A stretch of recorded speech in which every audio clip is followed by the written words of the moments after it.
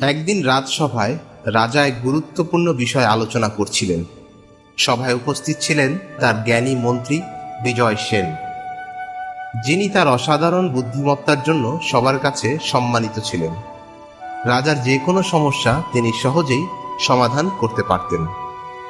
কিন্তু হঠাৎ রাজা হাসতে হাসতে বললেন, বিজয়, তুমি তো খুব বুদ্ধিমান, কিন্তু তোমার ছেলে, সে তো মহা বোকা। প্রতিদিন তাকে জিজ্ঞেস করি, সোনা বেশি দামি না রূপা, আর সে উত্তর দেয় রূপা। রাজসভায় উপস্থিত সবাই হেসে উঠল। একজন এত বড় মন্ত্রীর ছেলে এত বোকা হতে পারে? বিজয় সেন কিছু বললেন না, শুধু চুপচাপ মাথা নিচু করে বসে রইলেন। সন্ধ্যাবেলায় বাড়ি ফিরে বিজয় সেন তার ছেলেকে ডেকে বললেন, রুদ্র, রাজা প্রতিদিন তোমাকে সোনার চেয়ে রূপাকে দামি জিজ্ঞেস করেন, আর তুমি কেন ভুল উত্তর দাও? রুদ্র হেসে বলল, বাবা, আমি যদি বলি সোনা বেশি দামি, তাহলে রাজা খুশি হয়ে আমাকে পুরস্কার দেবেন না। কিন্তু যখন আমি বলি রূপা বেশি দামি, তখন রাজা হাসেন, আনন্দ পান, আর প্রতিদিন আমাকে একটি করে রূপার মুদ্রা দেন। বিজয় সেন বিস্মিত হলেন।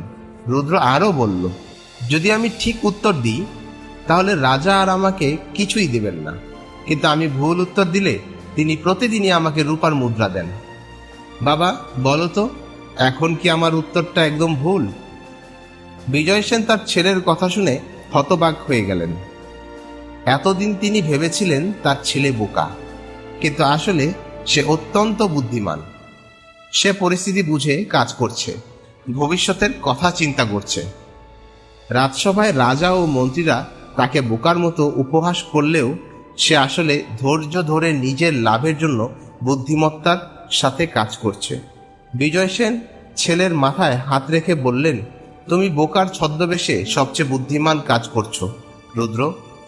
বিজয় সেন অবাক হয়ে রুদ্রকে জিজ্ঞেস করলেন, তাহলে রাজা কতদিন ধরে তোমাকে এই রূপার মুদ্রা দিচ্ছেন? রুদ্র হাসতে হাসতে বলল, আজ ঠিক 1 বছর পূরণ হয়েছে। 365 দিনের 365 রূপার মুদ্রা আমার কাছে আছে। বিজয় সেন অবাক হয়ে গেলেন। ছেলের ধৈর্য, কৌশল ও বাস্তব জ্ঞান দেখে তার মনে হলো সত্যিকারের বুদ্ধিমান তো রুদ্রই। এই গল্পের শিক্ষা, এই গল্পটি আমাদের শেখায়, এক, অনেক সময় যারা বোকার মতো মনে হয় তারা আসলে খুবই চতুর ও কৌশলী হতে পারে। 2, সত্যিকারের বুদ্ধিমত্তা সবসময় প্রচলিত নিয়মের সাথে মেলে না। 3, নিজের বিশ্বাস ও কাজের উপর স্থির থাকা গুরুত্বপূর্ণ, অন্যরা যাই ভাবুক না কেন। 4, মানুষ প্রায় যাকে বুঝতে পারে না তাকেই বোকা বা পাগল বলে।